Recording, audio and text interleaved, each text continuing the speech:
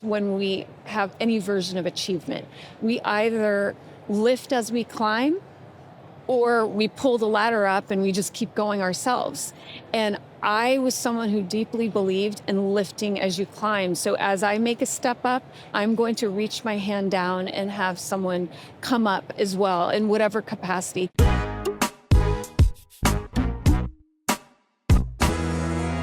This is Inspiring Women. I'm Lori McGraw, and today I am speaking with Ambassador Shefali Razdan Duggal. Ambassador, you are here at the health conference, and you were most recently the United States ambassador to the Netherlands for several years. That's quite a big ordeal. It takes a lot to be an ambassador. I'm ecstatic to talk to you today, but my first question is, what are you doing at the health conference? Well, it's so nice to be here, Lori. Thank you so much. I'm here because I had learned about the conference from a mutual close friend that you and I both know. And once I read up on it, I thought it was an incredible place to just be involved and also talk a little bit about my interest in helping and encouraging women, female empowerment, also minority empowerment. And I thought that this would be a wonderful place to come and just talk. Well, this is a wonderful place at this podcast to talk about inspiring women. I mean, you have so many accolades to your name. Let me just read a couple of them. The first person of color to serve as a United States ambassador to the Kingdom of the Netherlands. You have served on boards. You are very, very active in human rights. You have a tulip that is named after you in the Kingdom of the Netherlands. I do. So first of all, maybe, Ambassador, if we could just go back, because you start from humble beginnings. Yes. You are the daughter of a single mother who worked several jobs to get you going. How in the world did civic duty and public service become your option of where you have delivered all of this incredible value to all of us here? Thank you so much. Yes, I was born in India and moved to the United States when I was age 2, Pittsburgh, Pennsylvania, then Cincinnati, Ohio at the age of 5, and fully grew up there. And my mother was a single mother. She came here married, but then he left shortly thereafter, and she worked at a grocery store in the evening cutting vegetables, and during the day she was a seamstress. And at the age of 9, a long time ago in 1980, I was always a very serious young person. So when everyone else was playing with dolls and enjoying the outdoors, because of what was happening at home, Lori, I was very, very serious and very quiet. And so I was, at the age of 9, watching the news. I was watching the CBS Evening News. That was I wasn't watching the news. I was not watching the news at age 9. So I was watching the news, and at that time it was Walter Cronkite, and it was the 1980 election between President Carter and Governor Reagan. And I remember watching that, and within moments it occurred to me, wait, these two men, they came from incredibly humble beginnings. One was effectively a peanut farmer. Yes, he became president, but he was a peanut farmer. And the other, yes, had been governor, but he also came from very difficult background, no money, divorced parents. And I thought, this is the only country in the world where someone who comes from nothing can actually, with God's grace and working hard, can make something of themselves. And I realized that it calculated in my mind. And then I started thinking about my mother and how difficult her life had been and would continue to be for many years thereafter. And how can I help mitigate that for her and people like her? And that's where my interest in politics came, because it was about how can I help good people get elected that would help people like my mother. That's the core of where it came from. That core often starts with like, okay, I'm going to, serve a campaign. I'm going to, like help out. I'll go like door to door and collect signatures or something like that. And age 9, that's a very, very, important time of life where those Yeah. impressions really matter. I have to imagine that your mother was a great inspiration and Yes. cheerleader for every step. What were the first steps into politics and campaigns? So I will say absolutely a support, but I wouldn't say she was a cheerleader because Oh, really? she didn't understand, Uh-huh. what this whole concept of going into politics was about. Because though I had the interest through my single digits and teenage years, and in college is when I started really looking at this as a potential. She came from that generation of that group of folks that from India who came to the United States, which they were doctors and engineers. And she didn't have the idea of, what do you mean politics? What does that mean? And so she was, always going to support my decision, but she was nervous Yep. about it. So how it started was I started volunteering. Mm-hmm. I started volunteering on campaigns. The first big campaign that I did start volunteering on was Senator Ted Kennedy's in Massachusetts. Yep. So I just walked into his office, and that's when you could Yep. do that. And I just offered my help. And at that point, it could be cutting newspaper articles. It sounds simple, but Here, go running move these errands. boxes. That's exactly right. But I thought I will start I will start at any space you want me to, as long as it's in the cylinder of interest I have. And I always operated from a place of no ego. So I was happy to do whatever I could. So that's how it started. And then word gets around when Yep. there's someone who works hard, Yep. does it with a lack of ego, and is grateful. Yep. Word spreads. That's in every industry, in the healthcare industry. Yep. And so it started spreading, and other campaigns were getting a little interested in me, and I was always willing to start at the base level and work my way up in every campaign. I had no One problem. of the things I know for any woman of the level of, and now I have this my first time interviewing an ambassador, I have to say, this is quite incredible. And, but, as women progress in terms of doing good hard work, being recognized for that good hard work, there's oftentimes a plateau and oftentimes of like not getting to the next level. That has not been the case for you. So were there ever times along the way where you had to use your own voice to promote yourself in a way that might not have been the same as when you were being recognized for that hard work? Well, there were lots, Lori, there were lots of stops and starts for me. Yep. There were. On paper, it might appear, if you're On looking paper, it's incredible. if you look at a bio or a resume, but there were lots of stops and starts. And I would say that often, in fact, more often than not, there were moments where I did feel as if I was stalled, or I wasn't being, not that you're doing it to be recognized, Right. but I was working hard, maybe even harder than someone who was progressing. And the answer for me always was, for me, I'm not saying for anyone else, Yes. don't get upset, just work harder. Yep. And I always had that concept, and I tell my children this, that yes, and this goes a little bit in the concept of women. They say women have to work twice as hard as men. Yep. But I would say women of color have to work 4 times as Yes. hard. And I didn't approach it as if, why do I have to do that? I just thought it has to be done. Yep. And I'm doing it so the person behind me, Lori, whenever that might happen, they will of course have to work hard, but maybe not as hard because I'm weed whacking for them. Yep. Yep. So- Well, I have to say, at this moment in time that we are in for women in leadership, I think the stakes are higher and the barriers have become more. It's my view that, women need to work harder. And that's not the right answer, but it is the answer we need.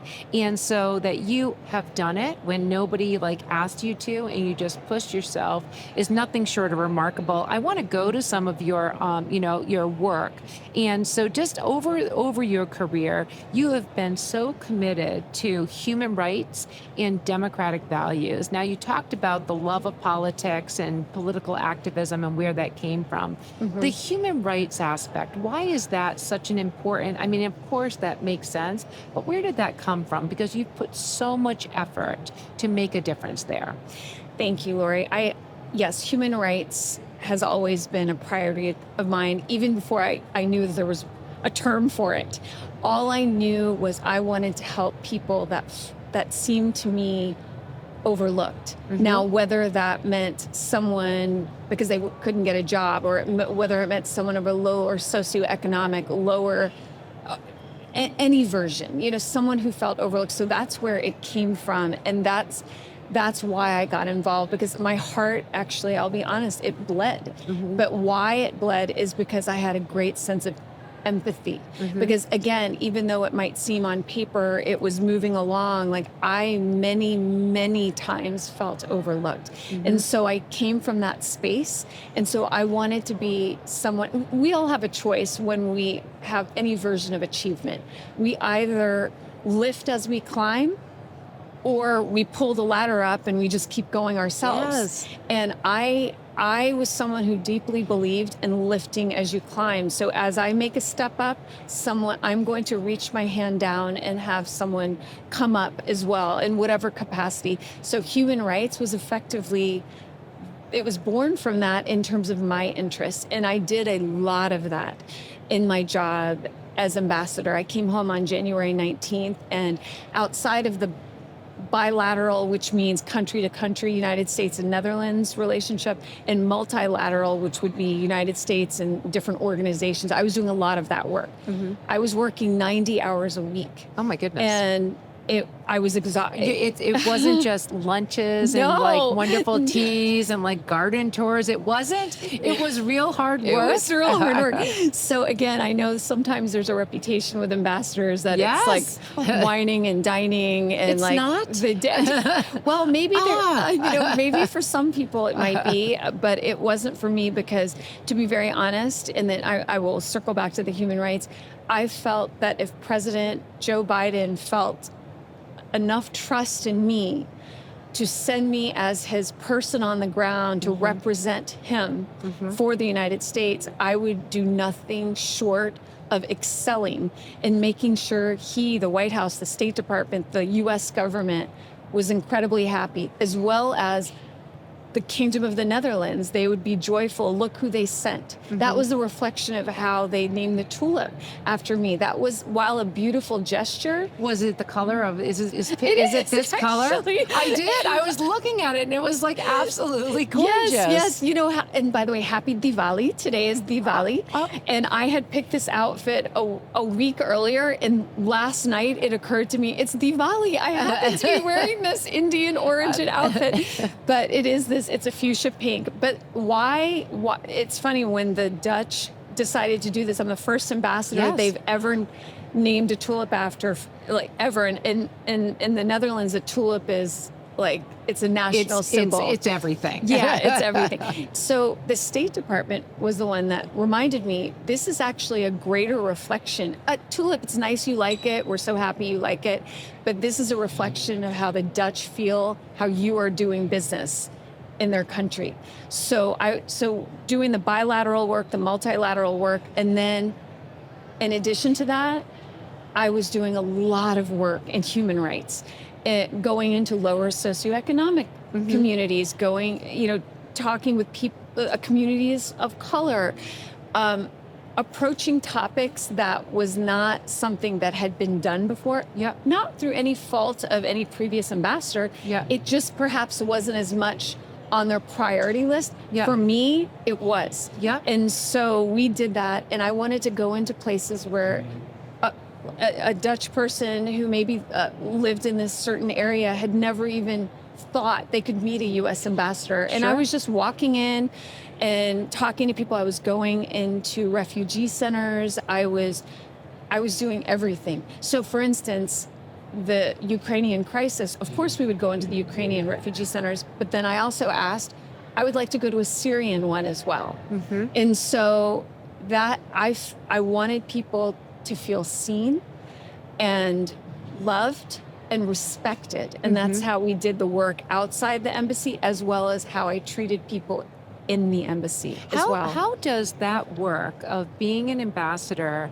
How does the work of diplomacy, like where did those skills come from? Were they innate, or did you have to learn them? And the process to be an ambassador, I mean, it's not like anyone can be an ambassador, right? I mean, you have to training, skills, you have to represent the country. So how did you learn it?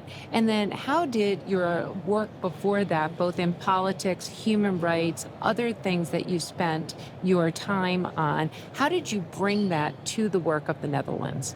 So, yes, thank you for that question. That's wonderful. So, in terms of personality skills, and then I'll talk about more the actual policy skills. The personality skills I actually did have. Yep. Because that's how I've always treated people. I've always tried to seek the commonality. I grew up in Cincinnati, Ohio, which I will say just happens to be a very conservative place. I love it. Are there many ambassadors from Cincinnati, Ohio? Actually, there are a few. No in my way. high school, I'm the second, and in my college, I'm the third. Wow. So, but in both cases, I'm the first woman and the first person of color. But in Cincinnati, it's conservative. So I grew up around people who I love, but they were always more conservative than me. And so we weren't basing each other off of those, frankly, almost simplistic definitions. It was about how we cared about each other. So in terms of finding commonality and finding almost, you could say, diplomacy, I did have those innate skills.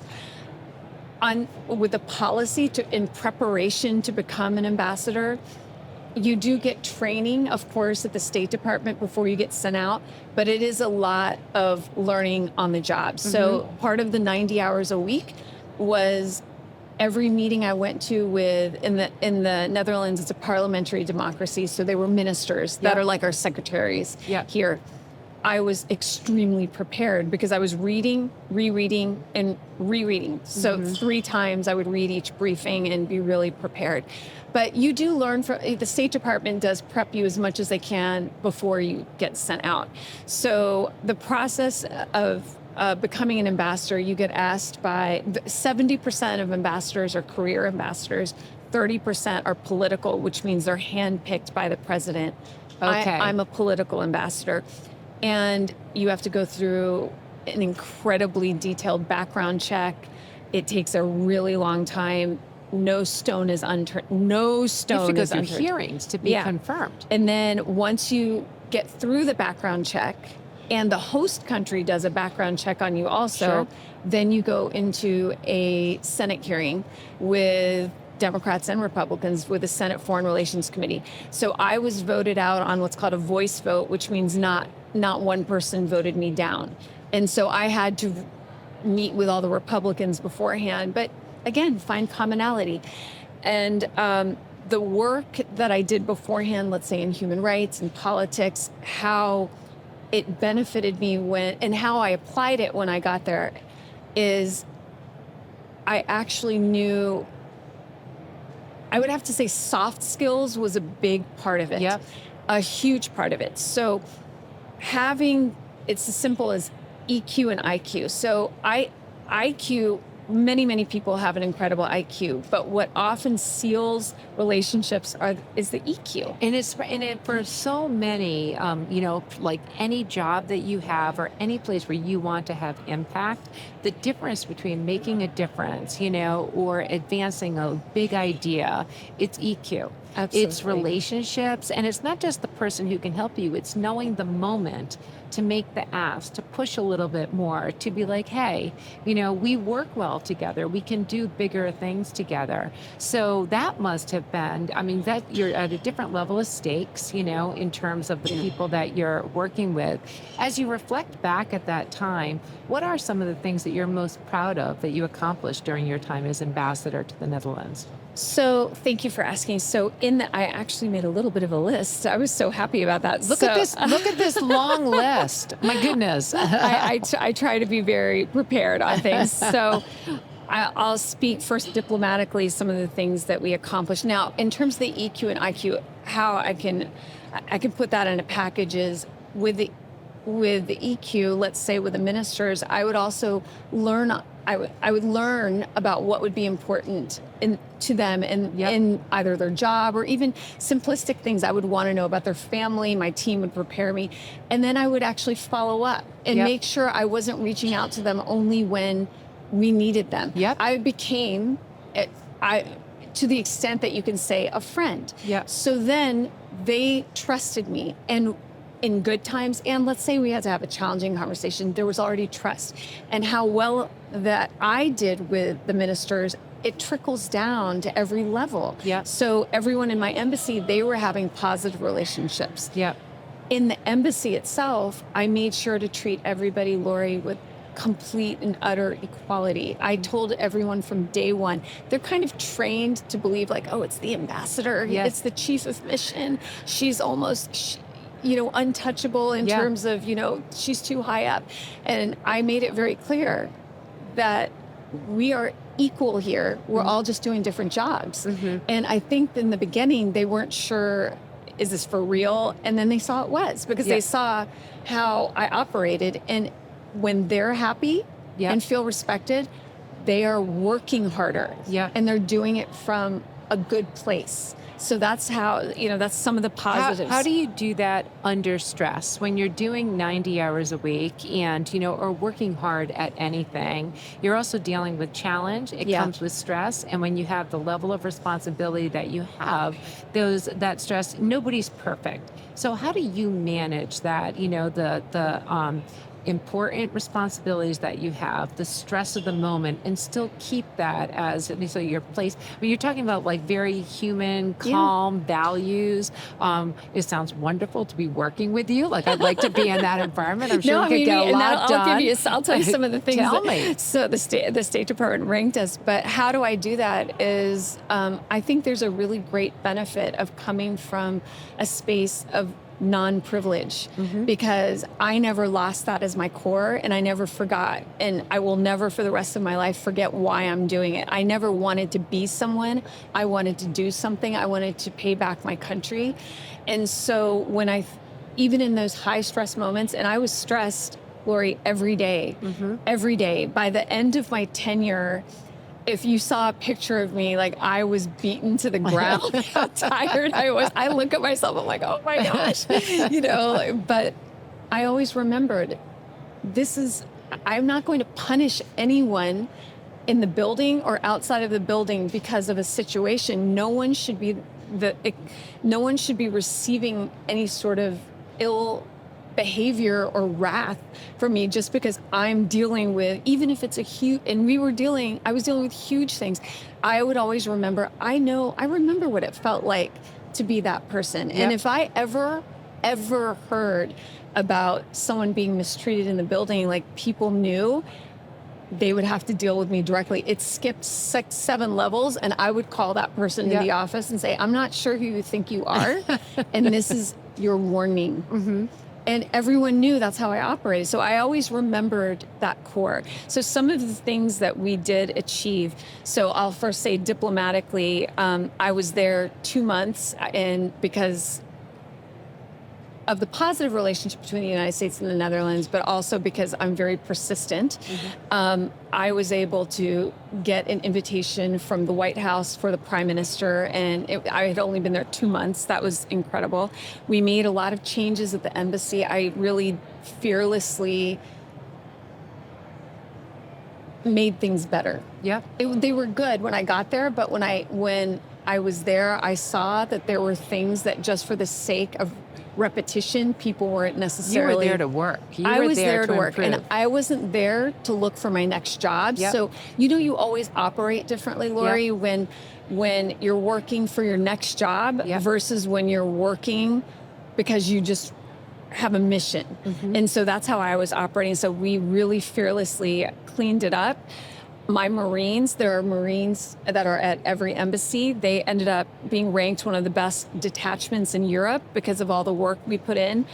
And the detachment commander was ranked #1 in Western Europe. And it's because I worked closely with the Marine commandants in the United States, which was very unusual. I was in direct touch with them because I wanted my Marines to be the best. And our embassy also, as I was leaving, was ranked one of the best run in all of Europe. And the tulip, that was another indication. So in terms of in the building, as I mentioned, I was making sure to treat everyone really with love and kindness, and they knew that it was all authentic, and they worked better. And I'd say the influence that was left there, I left on January 19th. That's when I came home. And I do Spent 6 months sleeping to get caught up.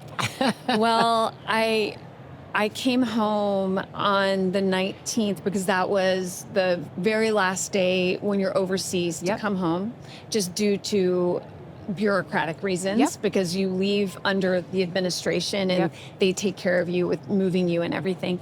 So I did take a little bit of time off, but it was 2 months only, which I'm even shocked I did that. Because it's just not my nature. Because I'm someone who, when I use the word hustle in the US, it's viewed as the positive. When I said that, I remember a few times in the Netherlands, like, oh, and I'm like, no, it actually means I'm working hard, and I don't expect that what I did means I'm entitled to something next. It means I'm starting over, and I'm gonna hustle my way with kindness and integrity and grace. But I took 2 months, and it did take me a little while to unwind the being tired. I'm almost fully back. I'm not quite back, but yeah.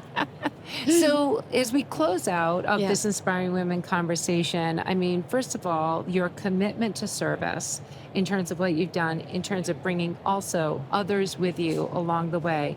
You also know it's unusual. So I actually want to ask you two questions. I'll start with the first one, and that is just for all, other women, younger women who aspire to be leaders and to have impact at levels like you have already had.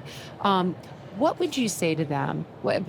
They're not 9, they're not watching a presidential debate. What is your advice to them to serve as you have? So that was a big focus of mine before I went, while I was there, and it will be always. And my advice to them, I have this image in my mind I want to give to you first, which is, when I was serving, we had all the ambassadors. We had an ambassador wall, so pictures, 8 by 10 pictures. And in the center, you have the first ambassador. So the first ambassador to the United States ever, and to any country from the United States, was John Adams to the Netherlands. And right next to his drawing was my picture. And I cannot tell you how many women of color specifically would come, and they would just look at it and start crying. Dutch women of color, women from the State Department that happened to be coming through. So what I would say to women of any age, people of any age, anyone who feels overlooked, don't let it get to you permanently. It's okay to have the feeling of, perhaps this is unfair, whatever that moment and experience is, but you must get up, you must work hard, and you must be okay with working very, very hard, because you're not just doing it for yourself, you're doing it for the person behind you, and that is the fuel that will push you through. And you may not see the result of all your work right now. You may not. I hope you do, but your work will benefit, hopefully you, but definitely someone coming up after you. And that's why you should do it. Work, work, and work. You are the embodiment of what public service is meant to be. And so that is incredibly aspirational. I have to close out and say, Ambassador, what's next? Thank you for asking, Lori. So right now I'm doing a lot of public speaking. So instead of the 90 hours a week, I'm probably, I think, about 60. So it's like 60 hours a week. So it's like a vacation. I'm like on vacation. So I'm doing a lot of public speaking, both at universities and also at corporations and events. And it's about public service and the importance of people keeping their interest in public service. That's one thing. I'm also Well, and I also talk about various policy matters like semiconductors and whatever, whatever the case is at that particular place they want me to talk about. I'm also writing a book, and that's scheduled to be released the end of next summer. Okay. And it will be about my life journey, and it is meant to be a book of inspiration. I will be honest about on occasion when there were microaggressions, perhaps sometimes macroaggressions, but it will be more a book about staying positive, moving forward, and hopefully I want people to, especially young people of color, seeing this book and seeing me on the cover and saying, wait, if she did that, maybe I can do this, or whatever the dream is, own a bodega, own a car, be the mayor, whatever it is. And we'll see what else is on the agenda, but those are the two big things that I'm doing right now. Well, if that is what called having a vacation is, I don't even know what to say. This has been an incredible Inspiring Women conversation. I've been speaking with Ambassador Shefali Razdan Duggal. And Ambassador, thank you Thank you so much, much. Larry. I really enjoyed it. Thanks for taking the time to talk with me.